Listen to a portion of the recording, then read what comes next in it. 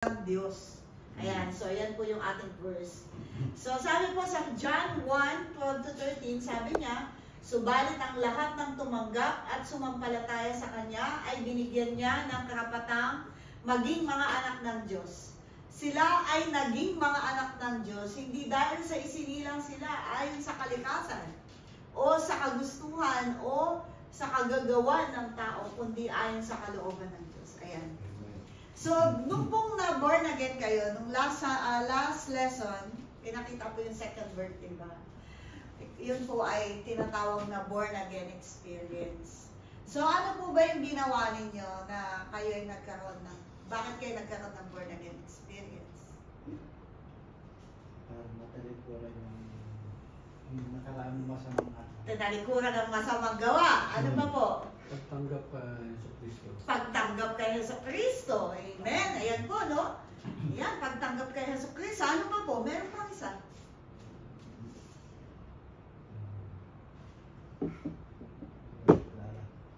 Kilala natin. Ikaw ay... Siya ating manluluwas. Ano po? Siya ang ating Tagapagligtas. Tagapagligtas. Kinilala niyo po si Jesus bilang tagapagligtas. So, kasama rin po dyan yung paglakad ng bagong buhay. You are now a new creation. Kaya nga sinabi niyang born again. Kaya born again ka na. Kasi bago ka na. Yung lumang Atenellia, hindi na si Atenellia, bagong Nelia na. Di po ba? Bago na. So, ang sabi niyo kanina, tinanggap niyo si Jesus. Di po ba? Tinanggap niyo si Jesus sa puso ninyo. Di po ba? Tama po ba yun? Tinanggap natin siya. So, ang sabi nitong verse, lahat ng tumanggap at sumampalataya sa Kanya, binigyan siya ng karapatang maging mga anak ng Diyos. So, yung pong lahat ng mga tumanggap lang at sumampalataya lang ang tinatawag na anak ng Diyos. So, hindi pala lahat ng tao ay anak ng Diyos. Pero kapag tatanungin mo po yung mga tao, di po ba sinasabi nila, lahat naman tayo anak ng Diyos. Sabi niya, di po ba? Hindi po. Ang sabi ng Bible, yung tumanggap lang at sumasampalataya sa Panginoon, ang tinawag na anak ng Diyos. Kaya pala si Jesus, meron siyang sinabi dun sa mga tao noon, yung mga kausap niya. Kayo, sabi niya, mapanggawa kayo ng masama. Anak kayo ng Diablo. Diba? Sabi niya. So, hindi lahat po ay anak ng Diyos. Yung iba talaga, anak ng Diablo talaga. So, pagka wala ka pong kaugnayan sa Panginoon, hindi mo siya tinanggap bilang yung Panginoon, eh, hindi ka niya anak. So, ito po yung good news sa ating lahat, no? Yung pong born again experience natin ay tinatakan tayo ngayon ng Panginoon na anak tayo ng Diyos. Kaya si Lord, kilala niya si Kuya Ray, si Ate Nelia, si Kuya Robin ba tama? Si Brother Diyos, si Kuya Robert, lahat tayo, no? Anak niya kasi tayo. Meron ng ibang pagtingin sa atin ng Panginoon, no? Kasi kumikilala tayo sa Kanya. So, sabi po dito, si Jesus Christ ay naparito para sa atin mula sa kasamaan, kasalanan, sumpa at kamatayan. Pero higit sa lahat ng ito, naparito siya para maging anak ng Diyos. Sa pamamagitan niya, iisa na tayo sa Ama sa langit. No, yan po yung sabi ng John 14:6 and 1 John 2:23. Ngayon na anak na tayo ng Diyos, ano dapat ang maging tugon natin sa Kanyang dakilang pagmamahal? Tinuturuan tayo ng Biblia kung paano mabuhay bilang mga anak ng Diyos. Ayan. Ngayon daw po na tayo anak ng Diyos, ano na magiging natin? Ano ang magiging kalalagayan natin? Ano na ba yung... Kasi dati kang Nelia na walang di ba? Wala kang kaugnayan sa Panginoon. Dati akong si Mawang na mapanggawa ng masama. No? Dati akong... Ano ba yung mga dati natin nun? Kasi ako dati, sumasamba sa Diyos-Diyosan, palagi ako nasa posisyon. Kasi akala ko yun yung banal na, yung paglilikod, gano'n. Tapos, palamura, bata pa lang ako, 5 years old pa lang ako. Lahat ng mga pagmumura, alam ko pong sabihin. 5 years old at the age of 5. No? So, ang pangit, no? Ang hirap po na wala sa Panginoon. Amen. O yung iba pa, drug addict, yung iba mamamatay tao, yung iba magnanakaw, yung iba rapist, yung iba numero sa kasinungalingan. Di po ba? Sugarol, no? Manginginom. Ano pa? Nagnanakaw, naninigarilyo, daming bisyo. Lalakero, lalakera. Di po ba? Ang hirap nang wala sa Panginoon. Kaya praise God na tayo po ay nakakilala bagong nilalang na tayo. Amen. Hindi ko po alam kung anong background niyo. Sige nga, tanongin ko nga ano anong background niya dati si Kuya, anong background mo dati na wala ka pa sa Panginoon. Ayun. At, Nainom din. Nainom din po. nainom, si Ate Nelia. Si Kuya, Robin. Pero din po, barkada. Barkada, inom. Ayan, Josh, ikaw Josh. Yun, palamura din po. Palamura. Ayun, nagmumura din po noon. Tapos nag-uumit. Yan, di ba? O, di po ba? Ang pangit, di po ba? So, nung nakakilala tayo sa Panginoon, naging born again tayo. Sabi ng 2 Corinthians 5:17, ang sino mang na kay Kristo, isa na siyang bagong nilalang. Yung lumang pagkatao ay wala na. At siya na ay bago na. Kaya napakasarap mamuhay ng bago. Amen. Yung wala na yun. Kasi yung pong mga gawain natin noon, yun pala ay mga tanikala ng diablo sa buhay po natin.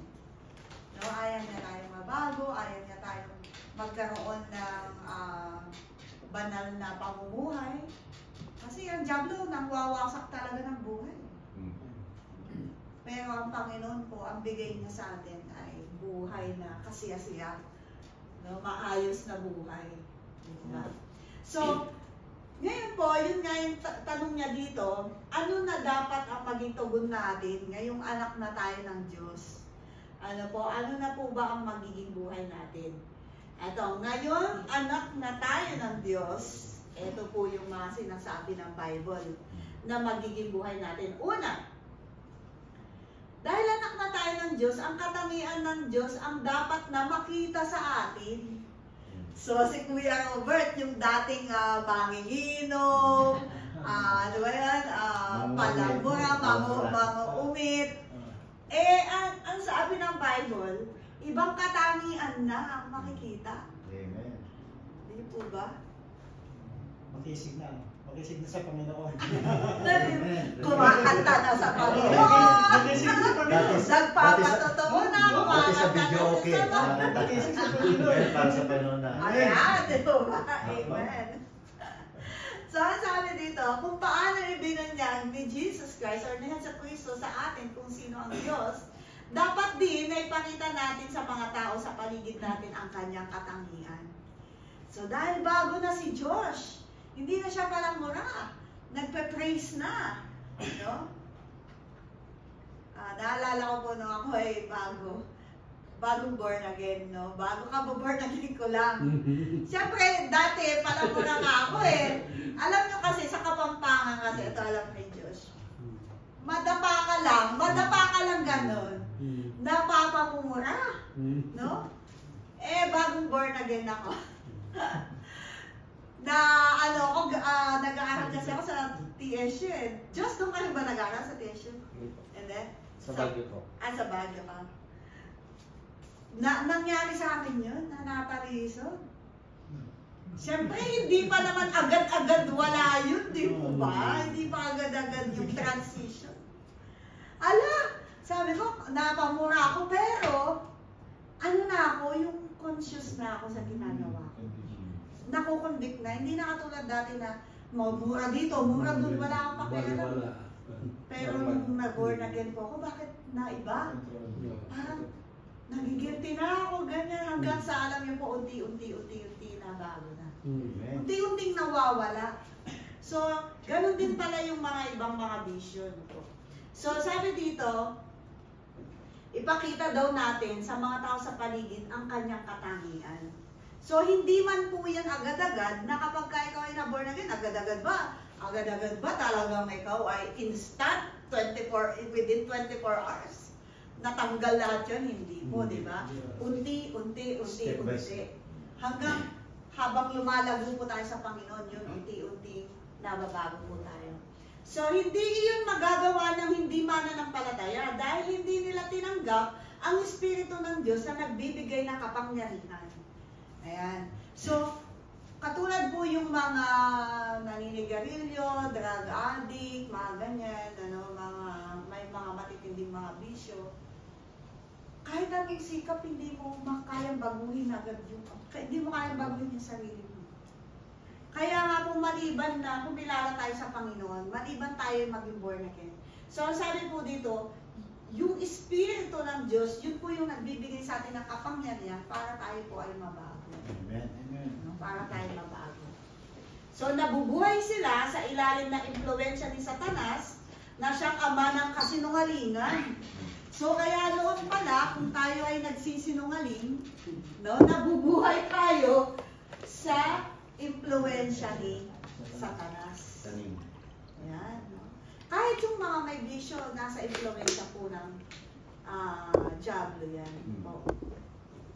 Ngunit tayo na anak ng Diyos, nasa atin ang pagkamatuwid ng Diyos, kailangan nating ipakita ito sa iba upang parangalan nila ang Ama sa langit. Hindi na tama para sa atin ang mamuhay tulad ng isang nakakakilala sa Kanya. May malaking kaibahan ng pagiging anak ng Diyos at anak ng diablo. Ayan. Amen. Kanina, di po ba? Tinuruan tayo ni Jesucristo na mamuhay ng banal na pamumuhay katulad ng ating Ama. So, noon pala, kaya kahit anong sikap ng tao, naranasan niyo po ba yung sinabi niyo? Magbabago na talaga ako, magbabago na talaga ako. Naranasan ko na ito. Hindi na nababago? Every year. Paulit. Every year. Hindi po ba? Correct. Hindi ko na talaga gagawin. Hindi na talaga ako mag-iinom ng alak. Hindi na talaga ako maninigarilyo. Tapos pag naaya na nung barkada, inom na lang. Kasi nasa influence po siya ni Satanas. Pero nung nasa Panginoon ka na, nung tumanggap ka na kay Jesus na born again ka na, yung kapangyarihan ng Espiritu Santo nasa iyo. Kaya pag sinabi mo, magbabago na talaga ako, hindi na talaga ako Lord, hindi na talaga ako inom ng alak. Amen. Nangyari, di po ba? Opo. Eh. Opo. Nangyari. Kasi it's the power of the Holy Spirit. Amen. Yun po yung kaibahan ng na-born again sa hindi na-born again. No? Wala siyang control. Iba ang nagko-control sa kanya. Pero nung na-born again po tayo, ang Holy Spirit ang nagko-control sa kanya. Kaya ang tanong, posible po ba yung katangian ng Diyos ay makikita sa atin? Amen. Amen. Amen. Amen. Kasi katulad nga si Kuya, dating manginginom. Ngayon, nakikita na yung katangian ng Lord sa kanya. Di po ba? Si Ate Nel, dating nagsisinungaling. Sabi niya. So, nakikita na sa kanya yung katangian ng Panginoon. Di po ba? Sasabihin na niya sa boss niya, Boss, hindi ako magsisinungaling. Naalala ko na nga ako ay nagtatrabaho sa hotel. Yung amo ko ay saksakan ng sungit. Pag ako yung sekretarya niya, pag may tumawag, nag-ring yung telephone, sisigaw yun. Sasabi niya, tell them I'm not here. Sabi niya, nandyan lang. Ako po ay born again na, asawa pa ng pastor, di po ba? So, sabi ko, Sir, my boss is not around. Pero ano ako, yung ang guilty. Binaba ko ganun. Tapos, pumunta yung general manager. Oh, bakit sabi ng sekretary mo, wala ka, nandiyan ka naman, nakaupo ka naman. Sabi niya, ay, kararating ko lang. Sabi niya gano'n. Palusot siya. Tapos, sumunod na naman. Tell them I'm not here. Ganun na naman siya. Alam niyo po, hindi na ako nakatiis eh. Pinuntahan ko siya. Sabi ko, Boss, alam mo boss, sa tuwing sinasabi mo sa akin na magsisinungaling ako sa telepono, nagigilty kasi ako. Baka mag-resign na ako. Sabi mo, mag-resign na ako. Hindi ko na kaya. Sabi ko gano'n. Tapos sinabi ko na ako ay, ano kasi, sabi ko, yung ako ay asawa ng pastor, ako ay Christian, ganyan. Sabi ko, taliwas yung pinapagawa mo sa nagkakasala ako sa Panginoon. Tapos alam niyo po ba, sa tuwing meron siyang nagpapagawa ng taliwas, sinasabi ko sa kanya, sir, boss, Christian kasi ako, ganito, ganyan. Tapos dumating siya sa point na pumunta siya sa HR, sabi niya, alam niyo, si Maureen, hindi ko na kayang pagalitan niya. Sabi niya, yung secretary ako. Kasi baka ngayon, panalangin na niya ako. Kasi asawa pala niya, ay boss ko. Italiano yung boss ko, Italiano. Sabi niya, ayoko na pagalitan niya. Sabi niya. So, alam niyo po yung, di po ba, sabi nga, yung katangian ng Panginoon ay kailangan nakikita sa atin. Minsan yung trabaho, nako-compromise tayo, yung pagiging Christian natin, no? Minsan, yung nagiging cost siya sa atin na para magkasala, ganyan. Lalo yung pagka may pasok ng linggo, yung linggo, Sunday service, ganyan, minsan pinapapasok ka. No?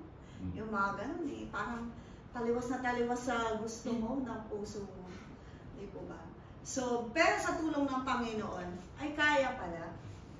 Kaya natin tayuan, yung ating pong, yung mga katangian, ng pagiging Kristiyano. Kaya natin mamuhay.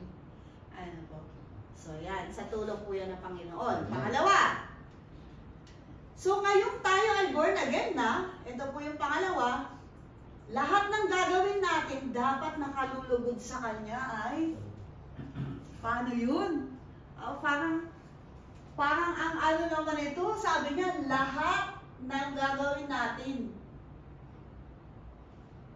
Ala, ang dami naman nun, lahat. Kaya ba? Ang tanong, kaya? Kaya? Kakayanin? Sige, basahin nga po ni Kuya Ray yung unang, ito pong unang stanza. Yan. Ang motibo ni Jesucristo sa likod ng lahat ng ginawa niya dito sa lupa ay para sa kalwalhatian ng Ama. Hindi siya naghahangad ng papuri mula sa tao, kundi mula sa Diyos. Diyos lamang. Tinuruan tayo ni Jesus na sundan ang kanyang halimbawa. Kung gagawa tayo ng mga bagay para bigyan lugod ang Diyos mismo, gagantimpala niya tayo. Mateo, pag-ingatan ninyong hindi pakitang tao ang pagtupad ninyo sa inyong mga tungkulin sa Diyos. Kapag ganyan, ang ginawa ninyo, wala kayong matatamong gantimpala buhat sa inyong Ama na nasa langit. Ayan. Okay, tuloy ko po. Sabi niya. So sabi niya doon, yung binasa ni Kuya Rin, pag-ingatan ninyong hindi pakitang tao, sabi niya, yung pagtupad ninyo sa inyong mga tungkulin. So ito po yung mga ilang example sa verse 2. Ano po sabi niya, kaya nga kapag nagbibigay ka ng limos, huwag mo nang ipag-ingay. Gaya ng ginagawa ng mga mapagkunwari sa mga sinagoga, sa mga lansangan upang sila'y purihin ng tao. Tandaan ninyo, tinanggap na nila ang kanilang gantimpala. Sa halip, kapag nagbibigay ka ng limos, huwag mo nang ipaalam ito maging sa matalik mong kaibigan. Gawin mong lihim ang iyong pagbibigay ng limos at ang iyong ama na nakakakita ng kabutihang ginagawa mo ng lihim ang siyang magbibigay ng gantimpala sa iyo. So, ito pa. Kapag mananalangin ka, sabi niya, huwag kang tumulag sa mapagkunwari. Mahilig silang manalangin, nakatayo sa mga sinagoga at sa mga kanto upang makita ng mga tao. Tandaan ninyo, tinanggap na nila ang kanilang gantimpala. Ngunit kapag mananalangin ka, pumasok ka sa iyong silid at isara ang pinto. Saka ka manalangin sa iyong Ama na nakakakita. Ang iyong Ama na nakakakita ay ginagawa mo ng lihim, siya magbibigay sa iyo ng gantimpala. Sabi naman sa verse 16, kapag mag-aayuno ka, magpa-fasting, huwag kayong magmukhang malungkot, no? Tulad ng mga pagkunwari. Hindi sila nag-aayos ng sarili upang mapansin ng mga tao na sila'y nag-aayuno. Tandaan ninyo, tinanggap na nila ang kanilang gantimpala.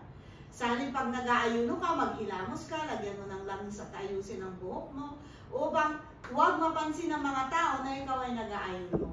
Ang iyong ama na hindi mo nakikita, ang tanging nakakaalam nito. Siya ay nakakakita ng ginagawa mo ng lihim, ang siya magbibigay ng gantimpala sa iyo. Ganda po ng mga instructions, no? Kasi nung hindi pa tayo wala pa tayo sa Panginoon, kapag ka nagbibigay ka ng limos, ang laki ng binigay ko ayan ganyan. Pero siguro Ate Mau, yung paglilinis, paghugas dyan, siguro nakuha na ng tradisyon ng mga Brother M natin, siguro ano? Opo. Ayan. Pero itong mga paglilimos, mga ganyan, gawain po ng mga pag-ano talaga yan. Pati yung pananalangin, yung parang nagyayabang sila na sila ay nanalangin, na pagkahaba-haba, yung mga ganun. Pinapakita nila na yung ganun na mga panalangin. So, ang mga instruction po ng Panginoon ay mananalangin tayo na in secret. No? Hindi kasi yung pananalangin, hindi naman po talaga dapat pinagyayabang. No? Kasi nananalangin po tayo, napakahalaga po kasi sa panalangin yung attitude. Yung attitude natin pag lumalapit tayo sa Panginoon. Pag meron kang kayabangan na pag lumalapit ka sa Panginoon, paano tayo makaka-receive ng grace, no? Ng mercy ng ating Panginoon. No? Kailangan mababang loob. Yes, kailangan po mababa ang loob. So ito po yung mga sinasabi niya, ito po ay mga ilan lang.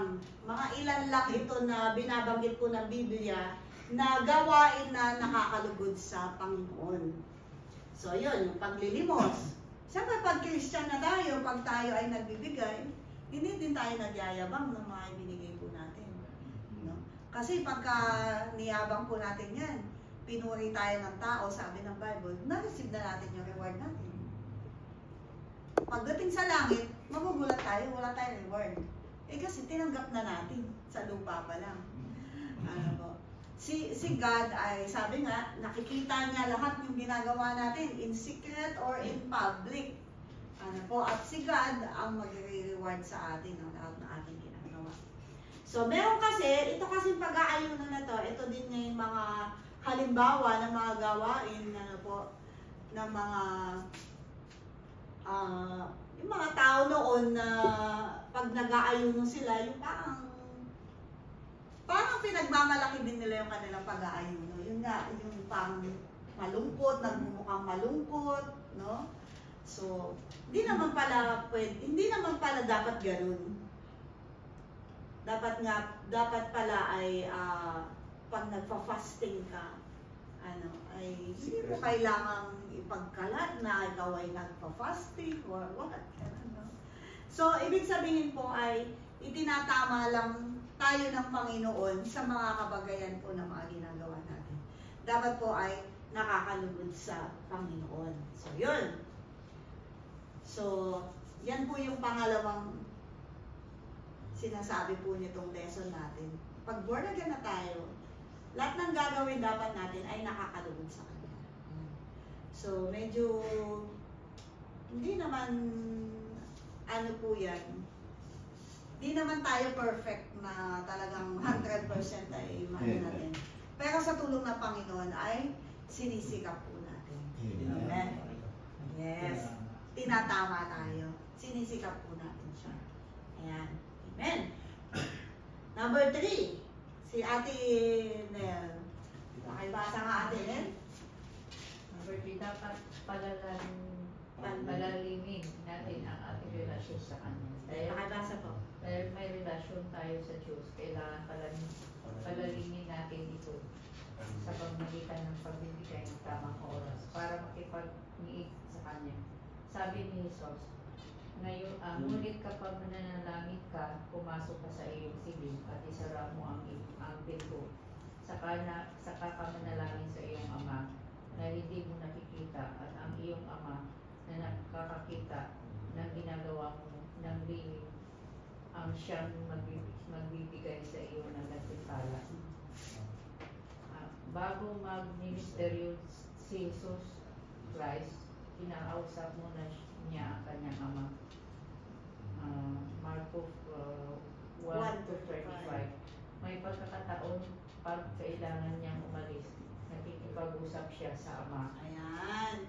So, ngayon tayo ay born again na.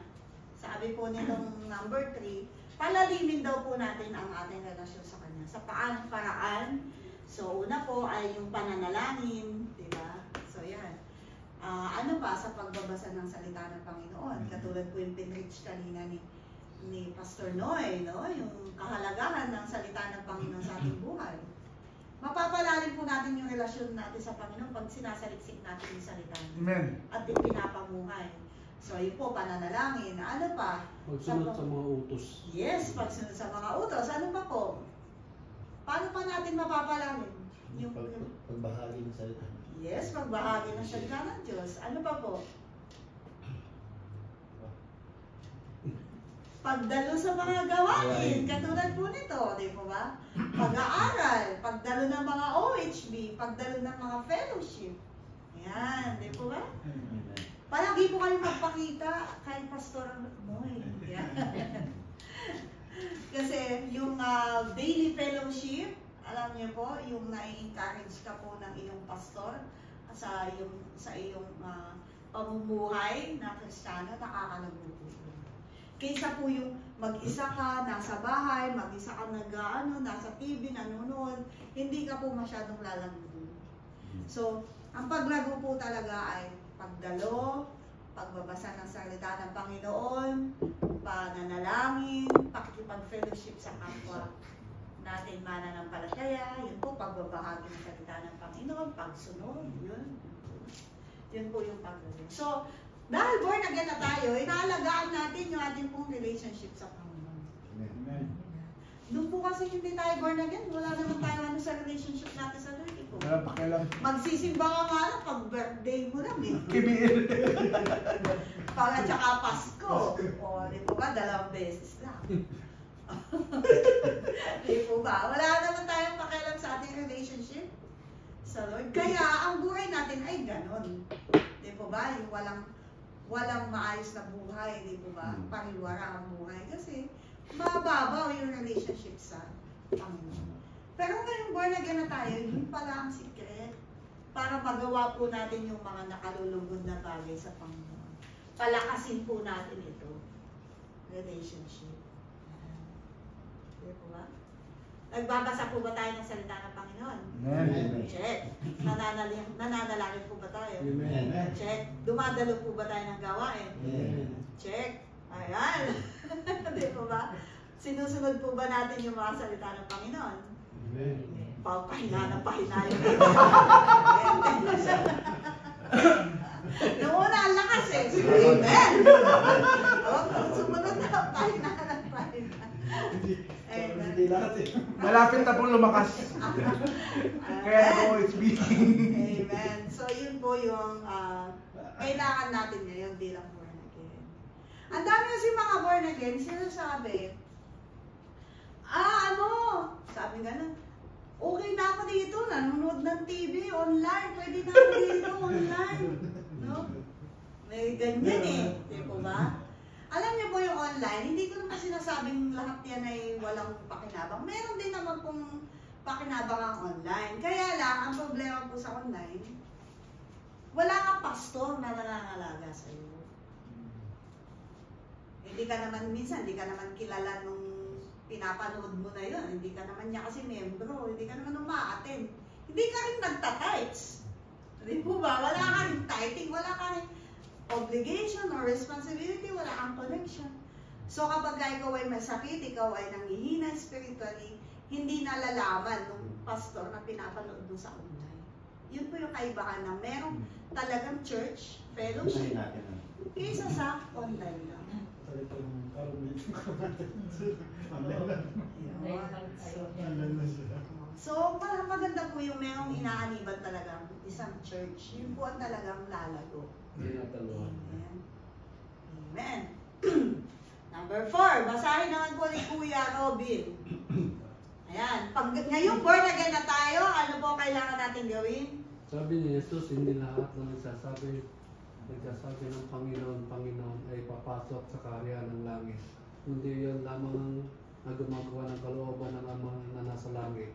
Ang anak ng Diyos ay hindi lang magnanasa ng kalooban ng Diyos, kundi sinasagawa ito. Ang kanilang panalangin ay lumakad ng malapit, perpekto kalooban niya. Si Jesus ang perpektong halimbawa kasi ginawa niya ang kahit anong bagay na kumpletong kaloob ng Diyos. Ayan. So, yung number 4 po ay, ngayong born again na tayo, dapat lumakad tayo sa perfectong kalooban niya. Ayan. Siguro parang ang lalim na ito. Ano ba yung perfectong kalooban niya? Paano natin yung gagawin? Di mo ba? Ano ba yung perfectong kalooban niya? Walang mali. Perfecto. Alam po ba natin kung ano yung kalooban niya? Unang tanong po, ano po ba yung kalooban ng Panginoon sa atin? O, tapos, pangalawa, lalakad daw po tayo doon sa kalooban niya. Paano po ba natin malalaman ang kalooban ng Diyos sa ating buhay? Yun ang kadalasan tanong po, paano ba malalaman? Yes, yan yung madalas tanong ng Kristyano, no? Ano po ba yung kalooban ng Diyos sa ating buhay? Paano natin malalaman ang kalooban ng Diyos sa ating buhay?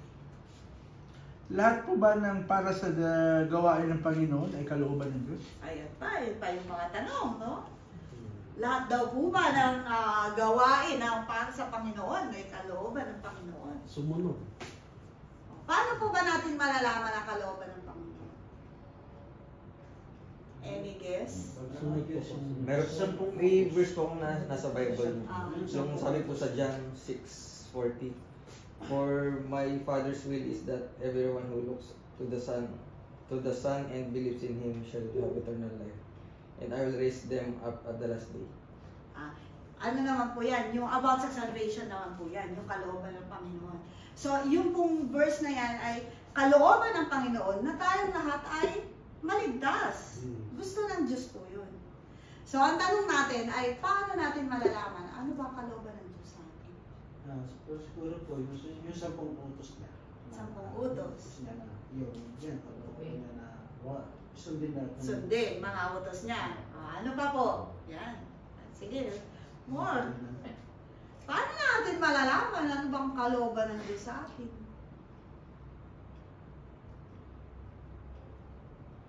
Paano po ba natin malalaman ano po ba yung mga gusto ng Diyos para sa atin?